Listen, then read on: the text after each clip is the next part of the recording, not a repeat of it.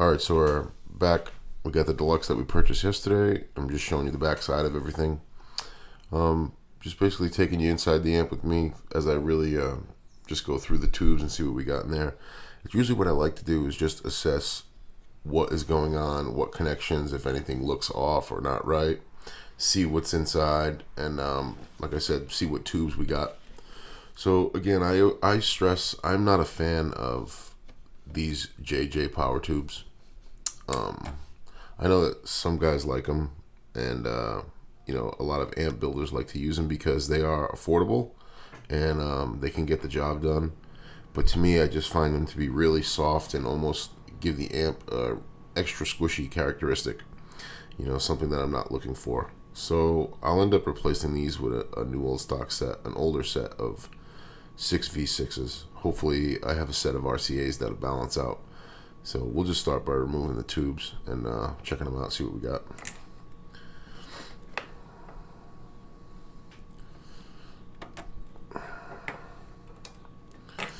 The great thing about the Fender amps too is they provide you with a tube chart here, and that's always great to have. That is not a serial number, that's a production month number. This is your rectifier tube. This basically receives the B plus voltage, and that is a groove tubes, and that's a looks like a 5AR4. And this amp actually calls for, I don't know if you can see it, but it calls for a GZ34. They're essentially the same tube, but we'll try to get one in there. We'll try to get a GZ to go in there. Preamp tubes. These I feel are most important in shaping your tone that you're going to be playing with, and you know, some can sound great and some can sound bad. So we'll see what we got going on. Let me take these reverb cables out first. Another thing I like to do is the tube covers. I'll lay them out in order, and I'll put whatever tube came out of which spot right in there, so you don't get mixed up or confused. Even though you have the tube chart, sometimes it happens. Nobody's perfect. So starting here, this is your V1. This is commonly the spot that you hear everybody say, I pulled the V1. And what that does, these share components in the circuit. This is your V2, this is your vibrato channel, this is your normal channel.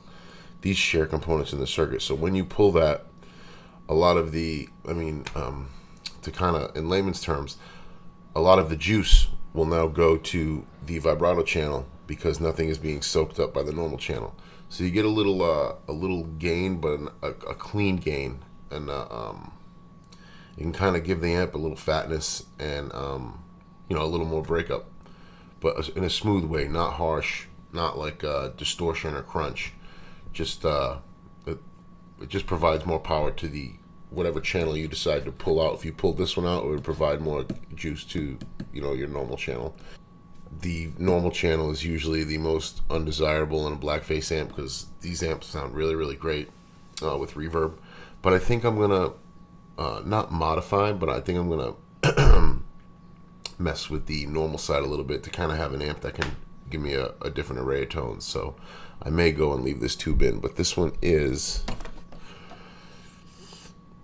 looks like an old RCA 7025, which is great. I love those tubes. I really think that old blackface Fenders and RCAs are a match made in heaven. 7025 is kind of like a 12AX7.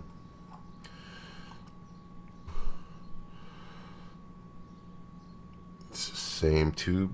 That's good. Oh, this is your reverb.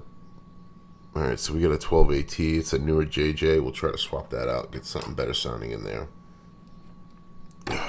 Another reverb. The 7025 again.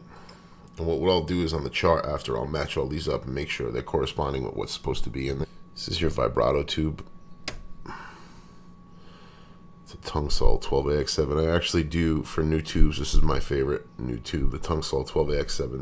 They're solid, they're stable, and they sound great. And this is your phase inverter. To me, this tube and whatever channel you're working with are the most impactful on your tone. And this should be a 12AT7, It is a 12AT7 and it is a JJ, so we will find something for that as well. So I did look at the tube chart, and they are the proper rating, the proper tube for each spot, so that is good. Like I said, we have, this would be your normal channel, channel 1. This would be your vibrato channel. These two tubes will handle the reverb, send and return.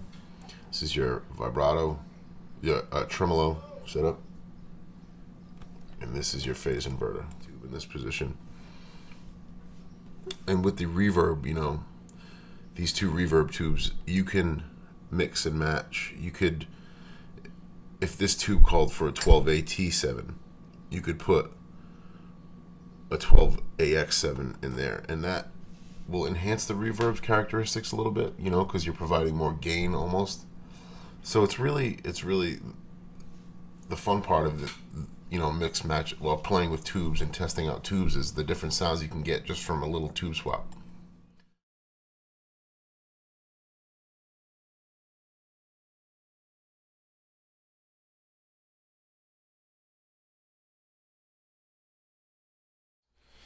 But I'll set these aside. I'll pull the chassis out so we can get a little bit of a better look at it.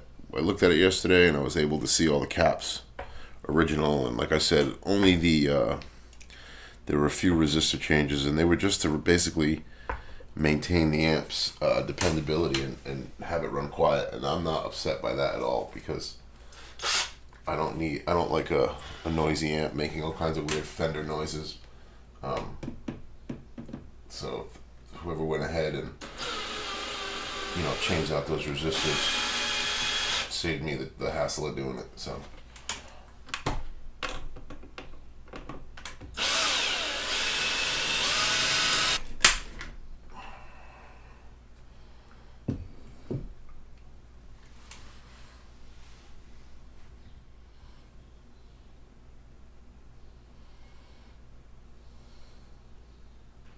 So I really have to say, you know, I'm happy with what we have going on here. You know, we're actually gonna have some fun. We're gonna phone my buddy Richie right now, Richie Peters. You know, Fret Junkies. Hey, dude. Hey, dude. We're filming a video right now. I just wanted to give you a call. We're opening up the Deluxe, so I just wanted to say what's up. Nice, man. You alright? Yeah. We got the amp opened up. We're giving it an inspection. Oh, wicked. What's it looking like, man? It looks pretty cool, pretty clean. Let me I'll get you over here this way. So if you guys don't follow Richie, you should. But it's, besides some just basic maintenance, Rich, it's pretty original. No way. Yeah, 1965. There's a lot of blue in there, isn't it? Yeah, that's a good thing. I mean, I'm going to test them all and make sure they're safe, and if they are, I'm just going to leave them until one of them gives me a problem. Sure, man. You know? But it's really nice. I got a great deal on it, too. It's a solid amp. It kicks ass. Alright, guys, so we're back at the underside of the amp. Like I said, I had previously removed all the tubes. I do see why some of the those resistors, the grid resistors and stuff like that, were changed, because it looks like at some point with these little char marks, it looks like at some point we had a set of tubes blow up, and that makes all the more sense now as to why those resistors were upgraded, because they probably burnt back, and over time they become weak, especially the carbon comp ones. So again, there's nothing to be alarmed about. It's all old, and it actually wipes off pretty well. But just giving everything a once over, it's still, the transformers are all original. I just checked all the date codes, and you can see, you know, they came with specific date codes on them, and you can trace them back to what they were, what they are, what year. And this is what they call the doghouse. This is where the caps are, and this kind of sealed the deal. It had a new cap job done, you know, basically regulating the power. Resistors changed there. So this is something over time you do to amps when they start kind of flubbing out, and you know, these are filter capacitors and these are changed. Again, I don't have to do it, so this is all beneficial stuff to me, because it saves me time and money, and these are things I do not have to do. And these are just like replacing brake pads on a car. They wear out, and it's a necessity. You know, anybody who tells you it ruins the, you know, the prestige of the amp, or you know, it's going to devalue it. I think devaluing an amp is letting it sit there with blown filter capacitors and not being able to play it. You know, so these are all good things. I've already went ahead and sprayed out all of the stack pole pots, and just basically sprayed them with some deoxit and cleaned them out. So for this part of the video, we're just basically giving it a once over and giving an assessment. In the next video, I'm probably going to redo this tiny three-prong power cord, and I'll get the new tubes in and get everything all biased up, and then we'll play it at each stage, you know. One more shot on the inside. On these old coupling capacitors, if they were blown, at least you would see almost an impregnated bubble on this side of them or the other side, and that would mean that the capacitor was ruptured on the inside. These don't show any signs of that, and I will measure them with a voltmeter just to verify that they are still up and running in good shape. But the amp is strong, and it's quiet, and it leads me to believe that they are running really, really well. The input jacks were changed at some point, which is always good. The only other thing that I see, like I mentioned earlier, is this is they basically call it the bright cap mod, or the bright cap clipping, and this takes the harsh highs off. This was already done, not by me. Again, easily reversible to put back to stock, not an issue. And off the bass pot here is this basically will adjust your mid-range. If I wanted to add more mid-range, because these amps did not come with a mid-range control, I could modify that resistor or tap off of it with a 25K pot and have a mid-range knob. That could be something I may do in the future, but for right now, I'm just going to get it up and running with some older tubes. Get as much sound as I can out of it the way it sits now. It's your bias supply. Capacitor has been changed, still good, and everything's looking great. I'm just really happy with this amp. So that's the initial diagnosis of the Deluxe Reverb. Again, really, really clean, really strong inside. All necessary components that needed to be changed out for a dependable, quiet running amp were done already. I saved money already on the filter capacitors, the grid resistors. I'm going to go with new tubes, and I think for right now I'm going to leave the Alltech speaker in. These speakers are quite pricey. I did check eBay and Reverb, and they do bring in some money, so if I'm looking at it, you know, there's money to be made back if I were to sell it, but I probably will end up keeping the speaker. But all in all, the amp just needs, I feel, a good set of RCA tubes all the way down it.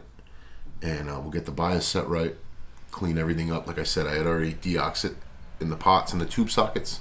And a little trick I like to do is when I'm spraying the deoxit in the tube sockets, I'll lightly spray it in, and then I'll use a tube and work it in just to kind of clean those the socket prongs.